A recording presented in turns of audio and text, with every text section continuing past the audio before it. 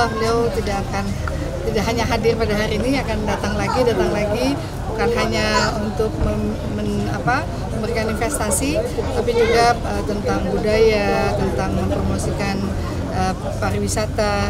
Itu menjadi komitmen dari Pak Dubes ya. Harapan kita kerjasama dengan UAE ini betul-betul bisa berlanjut dan benar-benar bisa membangun Aceh lebih baik ke depan, dan insya Allah mudah-mudahan Banda Aceh tentu pasti akan menjadi dampak dari pembangunan investasi di Aceh, karena sebagai ibu kota provinsi dan kita tentu harus banyak membenahi, membersihkan fasilitas publik, fasilitas museum dan tempat-tempat kunjungan wisatawan di Kota Banda Aceh.